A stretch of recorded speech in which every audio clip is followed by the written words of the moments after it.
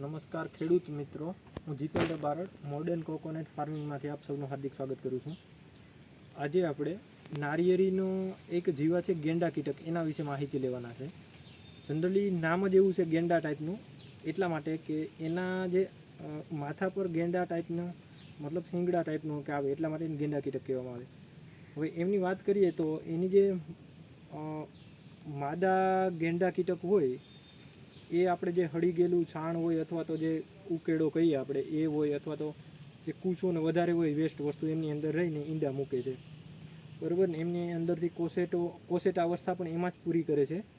અને પુખ્ત વય ના થઈ જાય પછી જે નારિયેળી હોય, નારિયેળીની જે ટોચની અંદર કે જે નવું પાન આવતું હોય તો એમની અંદર જઈ અને ત્યાંથી સાવી અને મતલબ નારિયેળીનું પાન હોય પોટી, એ સાવીને બહાર કાઢતી હોય. જેમ કે જે તે સમયે આ નારિયેળીના પાનની અંદર મૂંડો આવેલો હતો તો તમે જોઈ શકો, તો આવી રીતના કરી નાખે. હવે જો નાની નારિયેળી હોય ને તો એની અંદર વધારે નુકસાન થતું હોય. અમુક વખતે નારિયેળી ને પોટી જ મતલબ પૂરી ખરાબ કરી નાખે તો નારિયેળી હોય પણ જાતી હોય. હવે આમના નિયંત્રણની વાત કરીએ તો આમની અંદર કે જે એગ્રોની અંદરથી એમની લ્યુર અને ડોલ આવે છે, જે આપણે અહીંયા તમને બતાવું છું. આ તમે જોઈ શકો,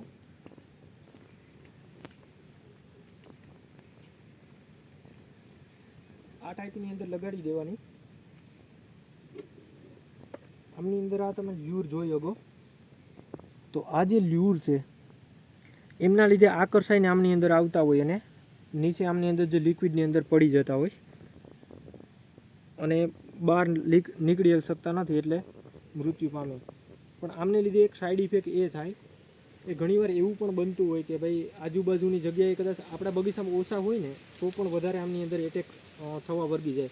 અને જનરલી ચોમાસાની શરૂઆતના આનો એટેક વધારે હોય.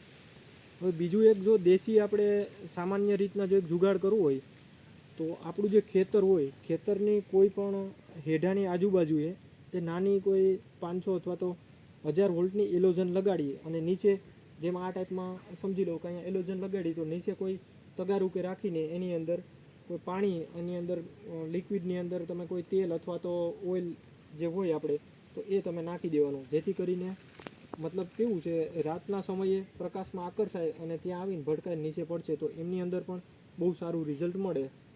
તો મિત્રો, આ ગેંડા કીટક વિશે આજની માહિતી હતી અને એમના નિવારણની વાત કરી.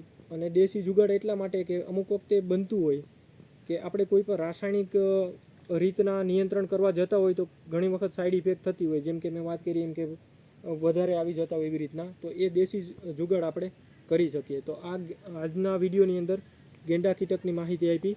ફરીથી મળશું નવા વિડીયોની અંદર નવા ટોપિક સાથે. જય જવાન જય કિસાન.